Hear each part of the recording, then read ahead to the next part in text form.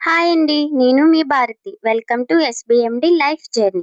ఈరోజు మనం టేస్టీగా అండ్ సింపుల్‌గా పప్పు చూర్ణాలు ఎలా చేసుకోవాలో చూద్దాం. ఇది మన తెలుగు సాంప్రదాయక వంటకాల్లో ఒకటండి. గ్రామీణ ప్రాంతాలలో పండగ టైంలో ఈ వంటకాన్ని ఎక్కువగా వండుకుంటారు. ఇంకా ఆలస్యం చేయకుండా వీడియో స్టార్ట్ చేసేద్దామా? ముందుగా ఒక పావు కేజీ శనగపప్పు తీసుకోండి. ఇప్పుడు శనగపప్పుని ఒక గిన్నెలో వేసుకొని బాగా శుభ్రం చేసుకోండి. ఇప్పుడు శనగపప్పుని 4 అవర్స్ నానబెట్టుకోవాలి. ఇప్పుడు స్టవ్ వెలిగించి ఒక గిన్నె పెట్టుకొని 2 గ్లాసెస్ వాటర్ వేసుకోవాలి. ఇప్పుడు ముందుగా నానబెట్టుకున్న పప్పుని కాగిన వాటర్‌లో వేసుకోవాలి. ఇప్పుడు ఈ పప్పుని బాగా ఉడికేలాగా పలుకు లేకుండా ఉడకబెట్టుకోవాలి. ఇప్పుడు పప్పు బాగా ఉడికిన తర్వాత స్టవ్ ఆఫ్ చేసి చల్లారబెట్టుకుని ఒక మిక్సీ బౌల్‌లో వేసుకోవాలి. ఇప్పుడు మిక్సీ గిన్నెలో వేసుకున్న పప్పుని బాగా మెత్తగా బ్లెండ్ చేసుకోవాలి. ఇప్పుడు మెత్తగా బ్లెండ్ చేసుకున్న పప్పుని ఒక ప్లేట్‌లోకి తీసుకోవాలి. ఇప్పుడు ఒక గిన్నె తీసుకొని పావు కేజీ బెల్లంలో ఒక టీ గ్లాస్ వాటర్ వేసుకోవాలి. ఇప్పుడు స్టవ్ వెలిగించి ముందుగా ప్రిపేర్ చేసుకున్న బెల్లం గిన్నెని పెట్టుకోవాలి. ఇప్పుడు బెల్లం బాగా కరిగే వరకు మరిగించుకోవాలి. బెల్లం కరిగి ఈ విధంగా పొంగు వచ్చిన తరువాత ముందుగా ప్రిపేర్ చేసుకున్న పప్పును వేసుకోవాలి. బెల్లం కరిగితే సరిపోతుంది. తీగపాకం అలాంటి ఏమీ అవసరం లేదు.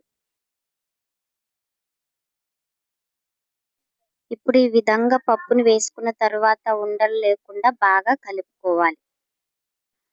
బాగా దగ్గరగా ఉడికే వరకు ఉడికించుకోవాలి. ఇది ఉడికేలోపు మనం పిండిని సిద్ధం చేసుకుందాం. పావు కేజీ మైదా పిండి తీసుకొని బాగా ఉండలు లేకుండా కలుపుకోవాలి. కన్సిస్టెన్సీ వీడియోలో చూపిస్తున్న విధంగా ఉండాలి. ఇప్పుడు కలుపుకున్న పిండిలోనే కొద్దిగా వంట సోడా వేసుకోవాలి. ఇప్పుడు పప్పు బెల్లం బాగా దగ్గరగా వచ్చేంత వరకు బాగా కలుపుకుంటూ ఉడికించుకోవాలి. ఇందులో చాలా బెనిఫిట్స్ ఉన్నాయండి. శనగపప్పు తినడం వల్ల ప్రోటీన్ ఎక్కువగా ఉంటుంది. దానివల్ల కండరాలు ఎదుగుదలకు సహాయపడుతుంది. ఇంకా ఇందులో ఐరన్ ఎక్కువగా ఉండడం వల్ల రక్తహీనత రాకుండా చేస్తుంది. శనగపప్పులో ఫైబర్ ఎక్కువగా ఉండడం వల్ల మలబద్ధకం తగ్గిస్తుంది. ఇన్ని మంచి బెనిఫిట్స్ ఉన్న ఈ వంటకాన్ని మీరు కూడా ఇంట్లో ట్రై చేసి మీకు ఎలా వచ్చిందో కామెంట్ చేయండి. ఈ విధంగా దగ్గరగా వచ్చేటప్పుడు బాగా కలుపుకుంటూ ఉండాలి, లేకపోతే అడుగంటేస్తుంది. ఈ వీడియోలో చూపిస్తున్న విధంగా వచ్చిన తర్వాత స్టవ్ ఆఫ్ చేసుకోవాలి. ఈ విధంగా మన చేతికి కొద్దిగా నెయ్యి అప్లై చేసుకుని సర్కిల్ షేప్లో చేసుకోవాలి. వీడియోలో చూపిస్తున్న విధంగా చేసుకుని ఒక ప్లేట్లో పెట్టుకోవాలి. ఇప్పుడు స్టవ్ ఆన్ చేసుకుని ఒక కడాయిలో డీప్ ఫ్రైకి సరిపడా ఆయిల్ వేసుకుని పెట్టుకోవాలి. ఇప్పుడు ఆయిల్ బాగా హీట్ అయ్యే వరకు మరిగించుకోవాలి. ఇప్పుడు ముందుగా సిద్ధం చేసుకున్న మైదా పిండిలో ఉండలను వేసుకోవాలి.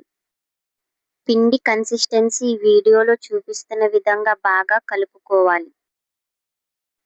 లేదంటే సరిగ్గా రావు. ఇప్పుడు ఆ ఉండలను పిండిలోకి బాగా ముంచి చేతిలోకి తీసుకుని ఆయిల్లో వేసుకోవాలి. ఆయిల్ బాగా మరిగిన తర్వాతే వేసుకోవాలి.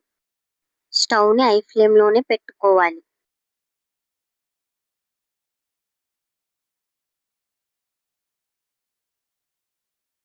ఇప్పుడు ఈ విధంగా వేసుకున్న తర్వాత కాసేపు ఉడకనివ్వాలి. బ్యాక్ సైడ్ ఈ విధంగా గోల్డెన్ కలర్ వచ్చిన తర్వాత టర్న్ చేసుకోవాలి. ఇప్పుడు ఈ విధంగా బాగా గోల్డెన్ కలర్ వచ్చిన తర్వాత ఒక ప్లేట్లోకి తీసుకోండి.